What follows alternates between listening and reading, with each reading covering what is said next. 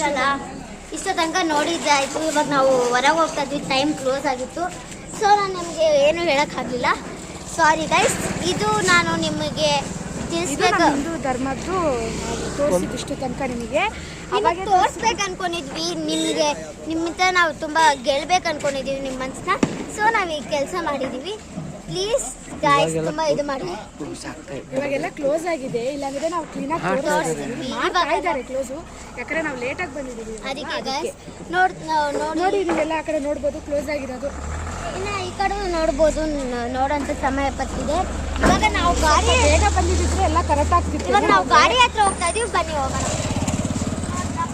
ಎಲ್ಲಿದ್ದಾರೋ ಅಲ್ಲಿದ್ದಾರೋ ಗೊತ್ತಾಗಲ್ಲ, ಯಾಕಂದ್ರೆ ಕೆಲವು ಮಂದಿ ಸತ್ತೋಗಿ ಬಿದ್ದಿರ್ತಾರೆ. ಆಗಲೇ ನಾವು ಹೋಗೋ ಆಂಟಿ ನೋಡಿದ್ವಿ, ಅವರು ಅಲ್ಲೇ ಸ್ಯಾರಿಯಲ್ಲಿ ಮಲಗಿದ್ರು. ಅವ್ರಿಗೆ ಸತ್ತಿದಾರೋ ಬದುಕಿದೋ ಗೊತ್ತಲ್ಲ. ಸೊ ನೀವೇ ನಂಗೆ ನೋಡೋದಾದರೆ ಸ್ವಲ್ಪ ಬೇಬಿಸನ ಇದು ಮಾಡಿ.